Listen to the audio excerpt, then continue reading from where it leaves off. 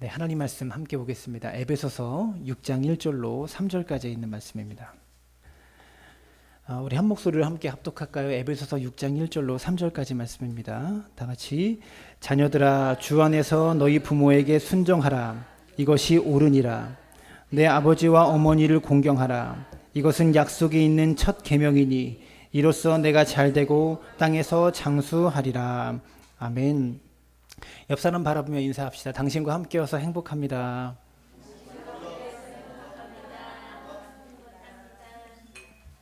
네, 함께여서 행복합니다. 5월 가정의 달 설교가 목사에게 가장 어려운 설교가 이렇게 모여 있어요. 절기 설교는 늘 어려운데 부활주의 설교, 성탄절 설교, 모든 절기 설교가 해마다 반복되기 때문에 어려운데 특별히 가정의 달 설교는 더 어렵습니다. 주제를 가지고 설교해야 되기 때문에 어렵고요.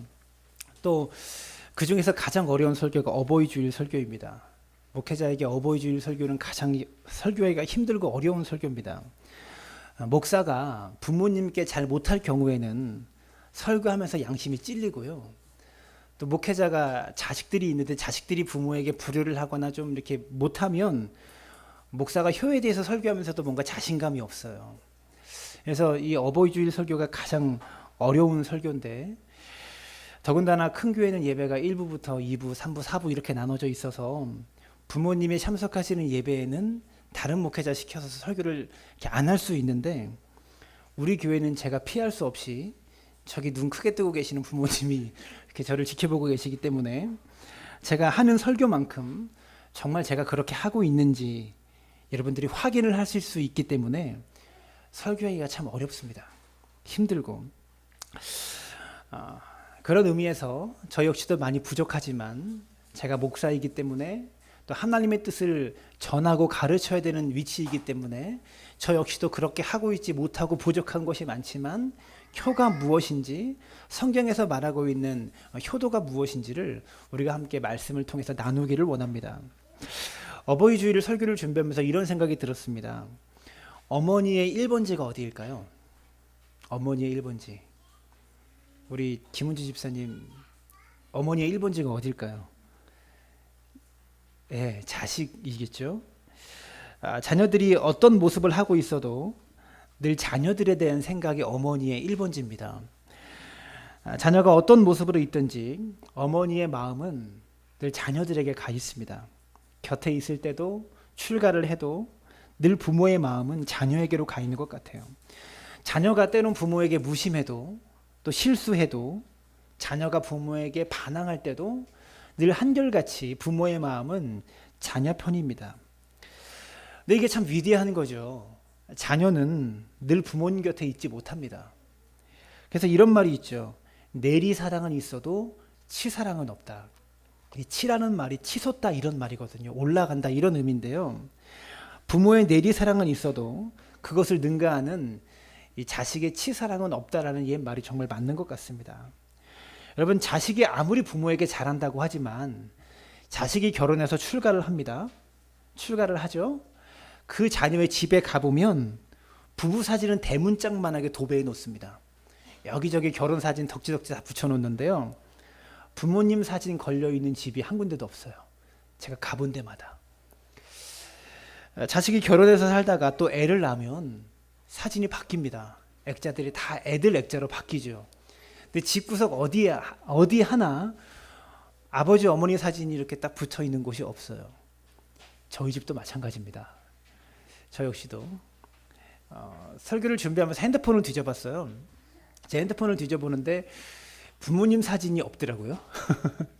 다 애들 사진만 좋아가지고 이렇게 찍어놓은 사진밖에 없고 부모님 사진을 간직해서 이렇게 열어보고 하는 일들은 부끄럽지만 저 역시도 그렇다라는 것이죠. 여러분, 사람의 마음속에는 갖가지 소원이 있습니다. 이렇게 많은 소원이 우리 마음속에 다 있는데요. 부모의 마음속에 있는 소원은 단 한 가지밖에 없는 것 같습니다. 자녀들이 잘 되는 것, 자녀들이 건강하게 사는 것, 이것이 부모의 마음에 있는 유일한 소원인 것 같습니다. 일생을 자식을 위해 살과 뼈를 깎아 자식을 위해서 바쳐도 하나도 아깝지 않은 마음이 부모의 마음인 것 같습니다. 조그만 것을 해도 계산을 하고 뭔가 손익을 따지려고 하는, 손해보지 않고 살려고 하는 세상을 우리는 살아가는데, 유일하게 일평생을 노동하고 땀 흘리고 헌신하고 마음 상하고 아파해도 조금도 아까워하지 않는 부모의 사랑을 우리는 늘 받으며 그렇게 살아왔다라는 것이죠. 제가 작년에 방영된 MBC에서 반영한 다큐멘터리가 있어요. 제가 주일 예배 설교 때 쓰려고 다운받아 놨는데 그 설교가 아니죠. 다큐멘터리 제목이 아주 재밌습니다. 영상을 편집해서 좀 보여드리려고 했는데 1시간짜리 영상을 한 4분이나 5분에 편집한다는 게 설교 준비하는 것보다 더 어려워가지고요. 사진만 몇 가지 가져왔어요. 제목이 다 쓰고 죽을까라는 제목입니다. 영상이 시작되면서 아주 좁은 방에 라면을 끓여가지고 혼자 라면을 드시고 계신 할아버지가 나옵니다. 근데 그 쪽방이 너무 좁아가지고요. 옆에 이부자리 하나 이렇게 딱 깔아놓고 그 옆에는 이부자리 옆에는 옷가지 몇 가지 올려놓고 이 방과 부엌이 붙어있는 그런 쪽방에서 라면을 끓여가지고 드시는데 기자가 물어봅니다. 할아버지, 자녀들이 계시나요? 그랬더니 자녀가 셋이나 있대요. 자녀들이 셋이나 있는데 왜 혼자 사십니까? 라고 기자가 물었는데요. 이 할아버님이 한숨을 푹 쉬시면서 이부자리 옆에 술병이 가득 쌓여 있습니다. 할아버님이 이런 얘기 하시는 거예요. 한창 젊을 때 건축회사를 운영하면서 돈도 잘 벌었대요. 집을 3채나 지어가지고 4채를 지어가지고요. 4채 모두가 다 자기 소유의 집이래요. 근데 자녀들도 장성해서 잘 살고 있는데 3명의 자녀에게 건축회사를 하니까 집을 잘 지었을 거 아닙니까? 4채를 지었으니까 자녀 3명에게 집을 한 채씩 줬대요. 결혼 혼수로 집을 한 채씩 다 주고 남은 한 채에서 이제 할아버님과 할머님이 그 한 채에서 두 분이 사시는데 할머니가 먼저 세상을 떠나신 거예요. 떠나신 다음에 둘째 딸이 자꾸 아버님에게 찾아오더래요. 이 할아버님에게. 그래서 아버지, 저희하고 집을 합쳐서 더 큰 집으로 가면 저희가 아버님 잘 모시고 살 테니까 같이 살아요. 이렇게 이야기를 했다고 합니다. 그래서 할아버님이 어차피 이제 혼자 사시니까 그래, 너희들이 나랑 같이 산다고 하면 내가 그렇게 하마 라고 집을 팔아가지고요. 그 돈을 딸에게 줬다고 합니다. 큰 집으로 이사를 가서 이제 함께 사는데 이사하는 날부터 이 사위가 달라지기 시작하는데 눈치를 주기 시작하더랍니다. 샴푸를 많이 쓰면 샴푸 많이 쓴다고 잔소리하고 휴지를 많이 쓰면 휴지 많이 쓴다고 잔소리하고 불을 켜놓으면 불 켜놓는다고 잔소리하니까 이 딸도 함께 하니까 이 아버님 기분이 안 좋아지신 겁니다. 아니, 얘들이 이러려고 나를 모시려고 한 건가. 그래서 할아버님이 내가 나갈 테니까 집 한 돈 다시 돌려줘라 그랬대요. 그랬더니 딸이 안 된다고 그랬답니다. 그래서 아버지가 너무 속이 상하셔서 집을 나오셔서 저기 사시는 거예요. 저쪽 방에 사시는 거예요. 근데 나머지 2 자녀도 이 아버님을 자기 집에 모시기를 싫어하신다라는 겁니다. 그래서 할아버지가 너무 화가 나서 딸에게 소송을 걸었습니다. 집 한 돈 돌려달라고 소송을 걸었어요. 근데 판결이 어떻게 나왔냐면 할아버지가 패소했어요. 왜냐하면 이 돈을 딸에게 집을 팔아서 주면서 할아버님이 찍은 인감도장이 있기 때문에 딸이 2천만 원만 할아버지께 아버님께 배상하라는 판결이 나왔대요. 그래가지고 집 한 돈이 몇 억일 텐데 2천만 원만 받아가지고요. 그 돈으로 89 되시는 할아버님이 2천만 원으로 보증금 해가지고 쪽방을 얻으셔가지고 라면 드시면서 생활하신다라는 겁니다. 그래서 속이 상하시니까 항상 술을 드시는 거죠. 그래서 제목이 뭡니까? 보세요. 다 쓰고 죽을까. 노인복지회관에서 일해서 27만 원, 노령연금 25만 원 나오는 거 52만 원 가지고 월세 내시면서 한 달을 사신다라는 겁니다. 차라리 집 4채 다 쓰고 죽을까. 그게 오히려 더 낫지 않겠나. 이게 이 다큐의 제목이었습니다. 그래서 우리 부모님들께 제가 말씀드립니다. 집 있고 땅 있고 모아놓은 돈 있으시다면 다 쓰고 가시기 바랍니다. 별로 감동이 안 되시나 봐요. 살아계실 때 자녀들 두지 마시고 다 쓰고 가시길 바랍니다. 저희 어머니가 웃으시는데 쓰다가 남은 것만 좀 남겨두고 가시면 되고요. 현대판 고려장이 우리나라에 있다고 합니다. 여행지에 부모님 모시고 가가지고요. 그곳에다가 늙은 부모님 버려두고 오는 자녀들, 그렇게 해서 한 해 동안 버려지는 부모님이 800분 가량 된다고 해요. 그렇기 때문에 자식 주지 마시고 다 쓰고 가셔요. 재산이 있어야 자녀도 부모에게 잘하게 된다고 합니다. 이런 일들을 보면 효도는 고사하고 부모님께 잘하고 효도하는 것은 고사하고 그저 평범한 자녀들만 되어도 감사한 것 아닌가, 다행인 것 아닌가, 이런 생각이 듭니다. 여러분, 기독교는요 10계명 가운데 5번째 계명이 무엇입니까? 내 부모를 공경하라라는 계명입니다.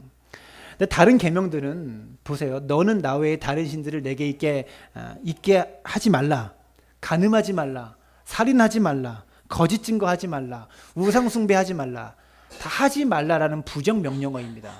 그런데 10계명 중에 딱 2가지 계명, 안식일을 기념하여 거룩하게 지켜라, 내 부모를 공경하라, 이 2가지 계명은 뭐뭐 하라고 말씀하시는 긍정 명령입니다.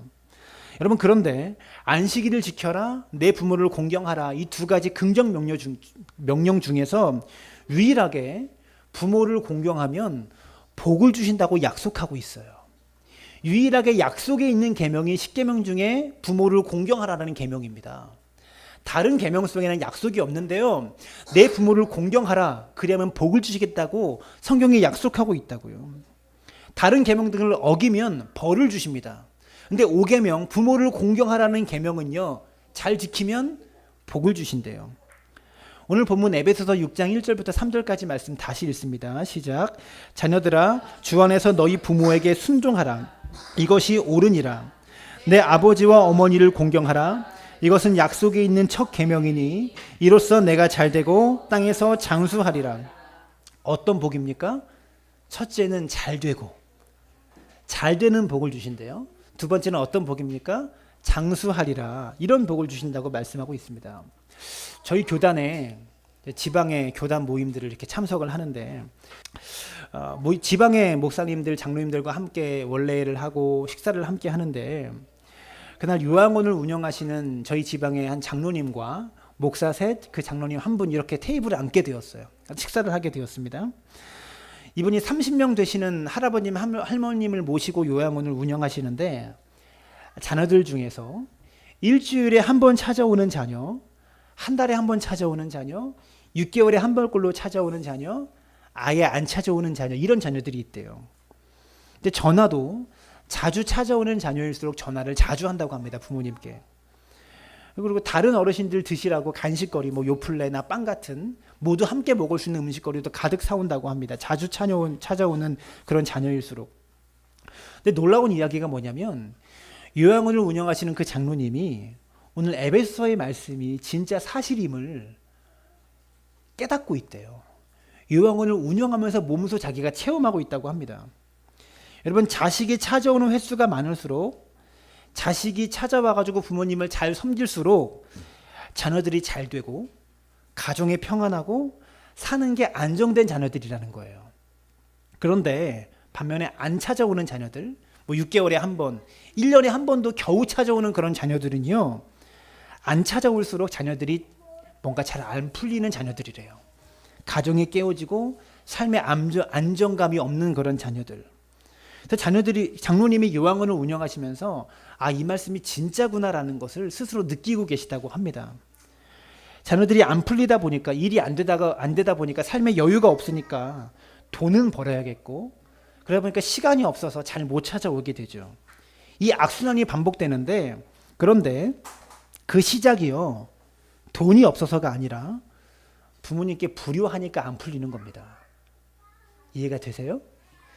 돈이 없어서 일이 안 풀려서 못 찾아오는 게 아니라, 효도를 못 하는 게 아니라 부모님께 잘 못하니까 일이 안 풀린다라는 거예요. 이 악순환을 먼저 끊고, 없더라도 힘들더라도 먼저 부모님께 할 수 있는 것은 최대한 하려고 해야 되는데 그러지를 않는다라는 것이죠. 그래서 이 성경 말씀이 그분이, 그 장로님이 요양원을 운영하시면서 느끼고 계시다고 간증하는 것을, 뭐 통계 데이터는 내지 않았지만 운영하면서 자신의 체감 데이터래요. 그래서 목사님 3명과 장로님 1분이 이런 이야기들을 함께 나누었습니다. 에베소서 6장 2절에 약속이 있는 첫 계명이다.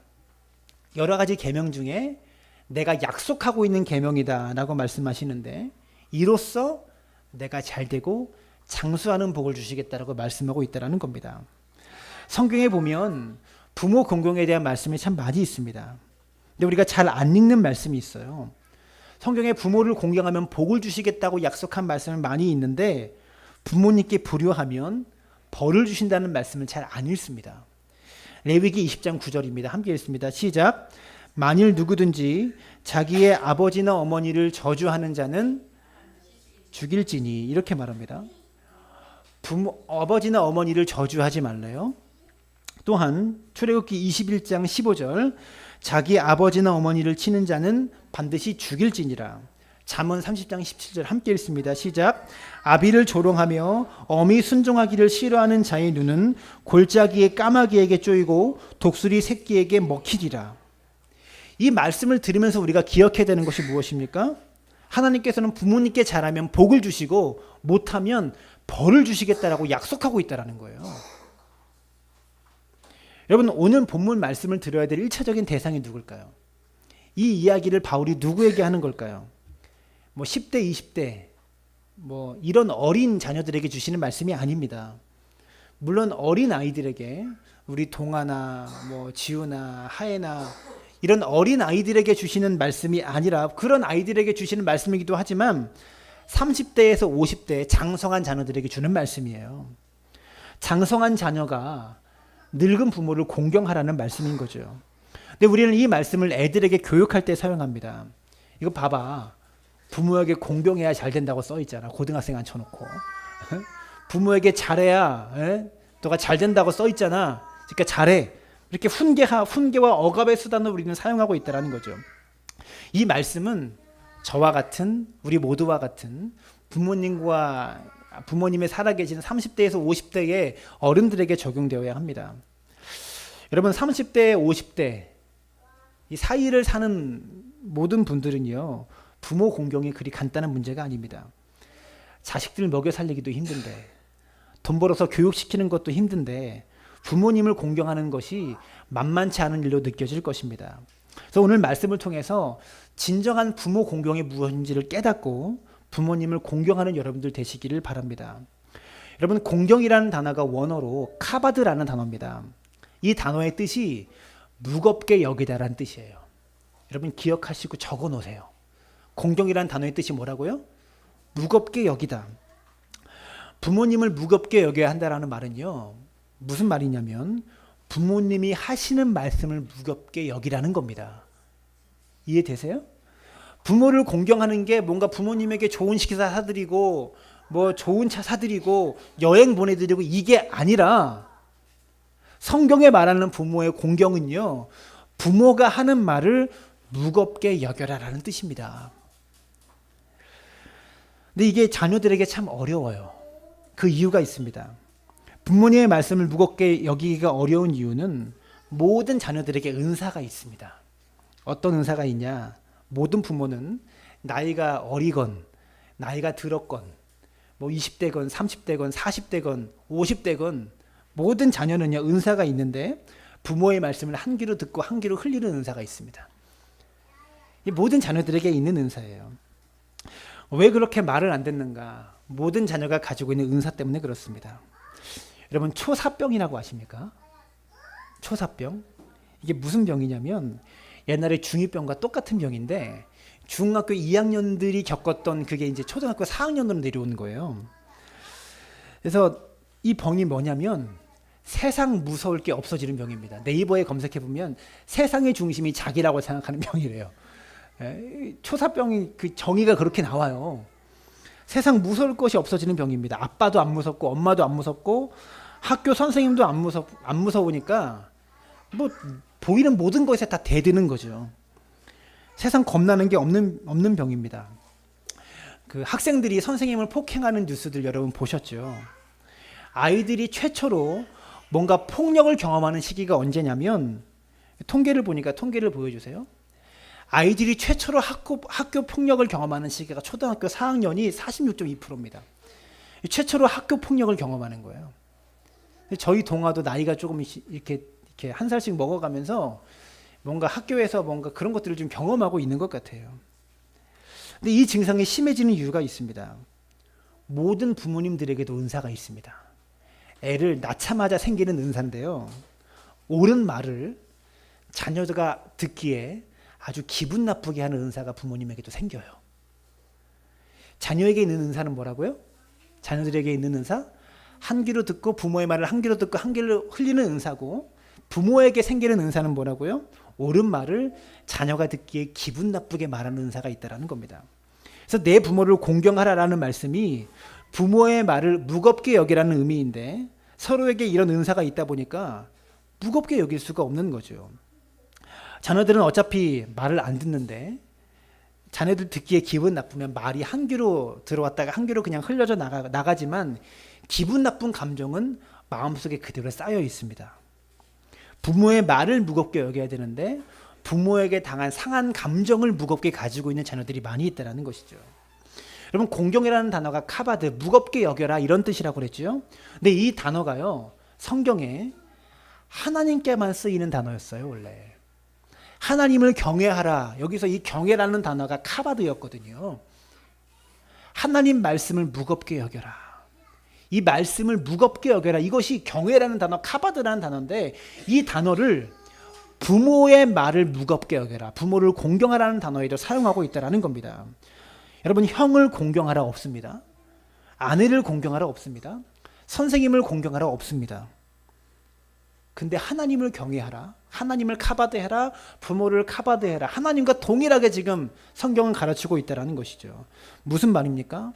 하나님을 경외하는 것만큼 부모님을 경외하라. 너희가 하나님 말씀을 소중히 여기는 것만큼 부모의 한마디 한마디를 소중히 여겨라. 성경은 그렇게 가르치고 있다는 것이죠. 사랑하는 여러분, 우리가 하나님 말씀을 귀 기울여 드려야 하는 것처럼 부모님의 말씀도 여러분 평생에 간직하는 말씀으로 귀 기울여 들을 수 있는 믿음의 사람 되시길 바랍니다. 그러면 복이 있대요. 여러분, 옛날 말이 틀리는 게 없어요. 성경도 그렇게 말하고요.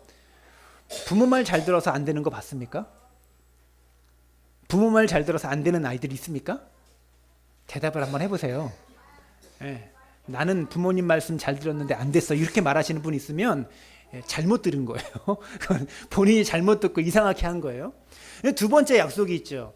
땅에서 장수하리라. 부모님 말씀 잘 들으면 잘 됩니다. 아멘을 하세요.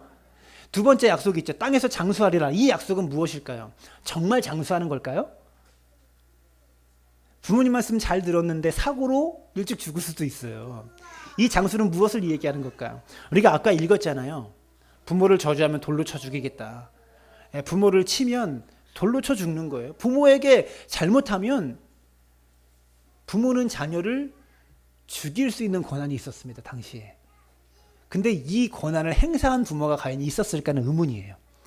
이스라엘 사회 속에서도 거의 행해지지 않고 치러지지 않는 그런 법이었습니다. 장수하리라는 말은요, 부모를 공경하지 않고 불효하면 부모를 치거나 폐륜적인 범죄를 저지른 자녀는 죽일 수 있는데요, 그런 의미예요. 부모가 그러지 않겠다라는 그런 의미입니다. 그래서 뭔가 정말로 사고도 안 일어나고 그런 의미가 아니라는 것을 알아야 됩니다. 어찌되었든 여러분, 하나님의 말씀 우리가 귀를 기울여서 귀히 여겨야 되는 것처럼 부모님의 말씀도 귀히 여겨야 되는 겁니다. 어버이날에 부모님께 다른 거 해드리려고 하지 마십시오. 하지 말라는 게 아니라, 저도 화분도 해드리고 얼마 안 되는 용돈이지만 용돈도 드렸는데 부모님께 뭔가를 해드리는 게 진정한 효도가 아니라는 것을 알아야 합니다.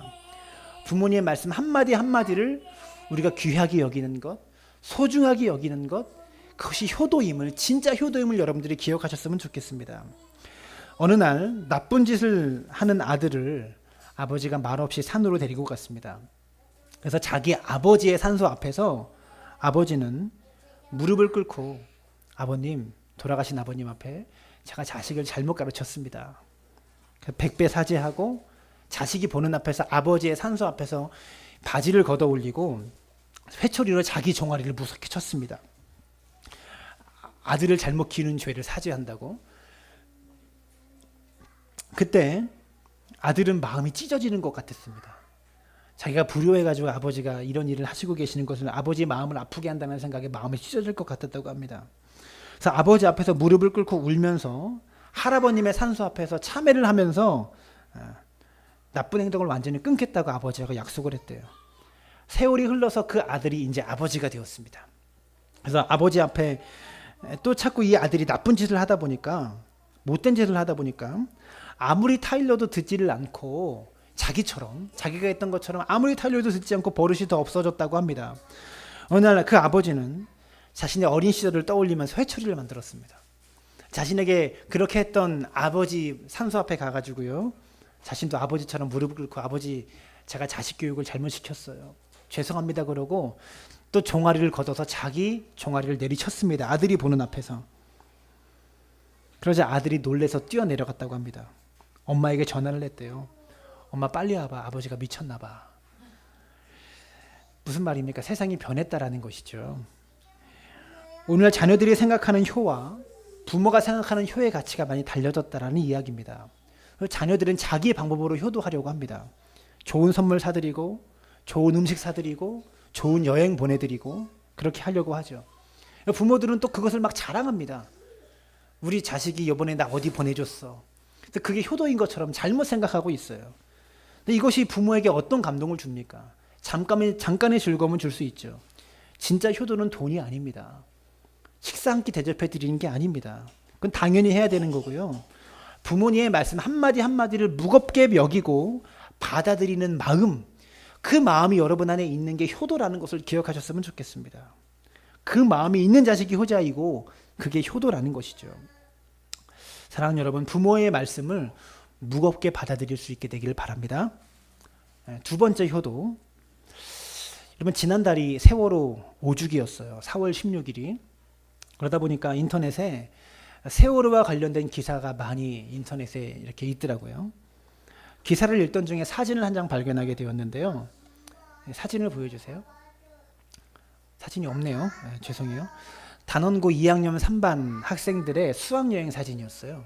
단체 사진을 딱 찍었는데, 사고 전날 밤에 담임 선생님의 생일 파티를 해드리고, 그리고 그 배 안에서 생일 파티를 해드리고 2학년 3반 아이들이 단체로 사진을 찍은 그 사진이 기사로 나왔는데요.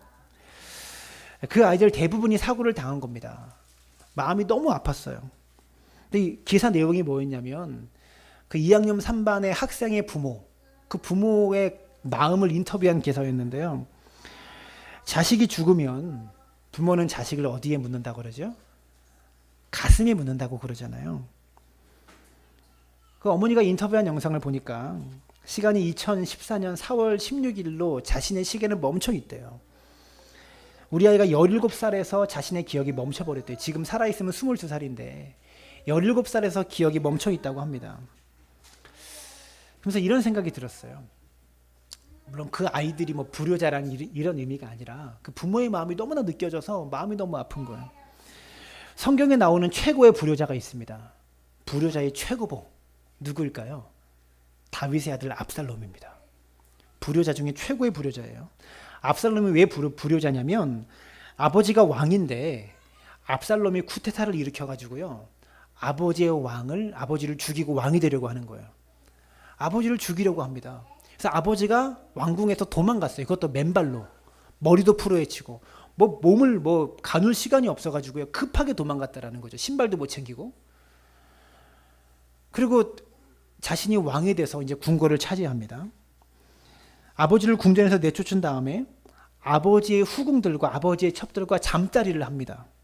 그 정도로 불효자였어요. 심한 불효자였습니다.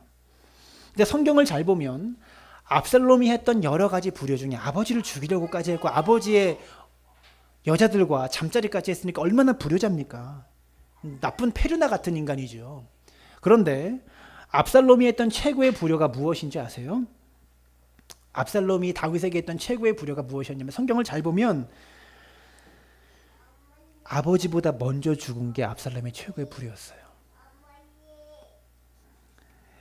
압살롬 측의 반란군을 진압하려고 다윗이 요압 장군을 시켜가지고요, 명령을 내립니다.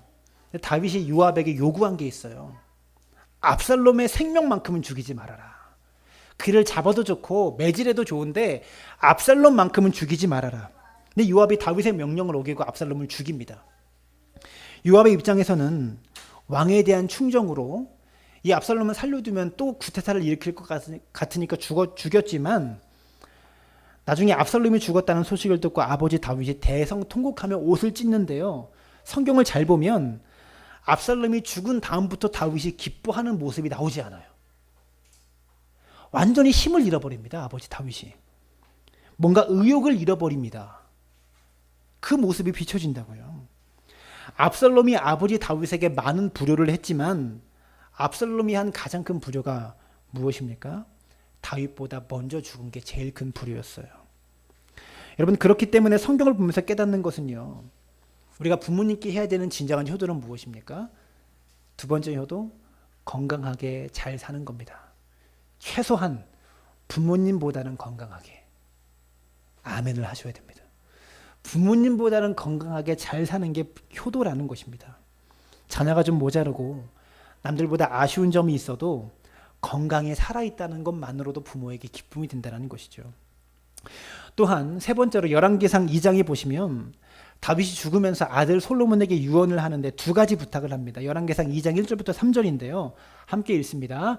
다윗이 죽을 날이 임박하매 그의 아들 솔로몬에게 명령하여 이르되 내가 이제 세상 모든 사람이 가는 길로 가게 되었노니 너는 힘써 대장부가 되고 내 하나님 여호와의 명령을 지켜 그 길로 행하여 그 법률과 계명과 율례와 증거를 모세의 율법에 기록된 대로 지키라. 그리하면 내가 무엇을 하든지 어디로 가든지 형통할지라. 여러분, 다윗이 죽기 직전에 솔로몬에게 유언을 하는데 어떤 유언을 합니까? 첫 번째, 힘써 대장부가 되어라. 나라를 다스릴 왕이니까 대장부가 되어야 되겠죠. 두 번째, 무엇입니까? 3절이에요. 넘겨주세요. 내 하나님 여호와의 명령을 지켜 그 길로 행하고 그 법률과 계명과 율례와 증거를 지켜라. 무슨 말입니까? 하나님 잘 믿고 살아라. 말씀에 잘 순종하며 살아라. 두 가지 유언했다라는 겁니다.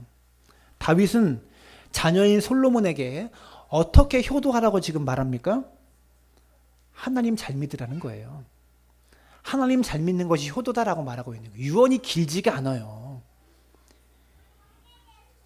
여러분, 우리가 다윗의 유언을 통해서 깨달아야 되는 것은요, 자녀가 건강하게 살아있고 신앙생활 잘하면 부모님은 그것으로 만족하시길 바랍니다. 최소한 나보다 건강하게 살아있고 신앙생활 열심히 하면 그것으로 만족하시길 바랍니다. 여러분, 사는 게 얼마나 힘들어요. 부모에게 조금 물질적으로 못해도 당연히 자식 입장에서는 해야 되죠. 부모 입장에서 기억해야 될 것은요, 이 두 가지 효도, 이 세 가지 효도. 첫 번째, 부모의 말씀 무겁게 여기는 것. 두 번째, 최소한 부모보다는 건강하게 사는 것. 세 번째, 하나님 잘 믿는 것. 이 세 가지 하면 그냥 자식을 받아들여 주실 수 있는 그런 부모님 되시길 바랍니다. 사랑하는 여러분, 용돈 드리고 비싼 식사 드리고 좋은 여행 보내드리고 그게 효도가 아닙니다. 효도의 본질이 아니라는 거예요. 그것이 중요한 것이 아니라는 것이 아니라, 우리 사랑나무교회 모든 성도님들은 부모님의 말씀을 하나님 말씀처럼 귀하게 받아들일 수 있는 믿음의 사람들 되시기를 부탁을 드리고, 최소한 건강관리 잘 하셔서 여러분의 부모님보다는 건강하게 사는 모습 보여드릴 수 있기를 바라고, 마지막으로 예수님 잘 믿는 모습, 신앙생활 잘하는 모습 보여드리는 걸 말미암아 진정한 효도를 할 수 있는, 효도의 본질을 추구할 수 있는 믿음의 사람들 되어지시기를 주님의 이름으로 축원합니다.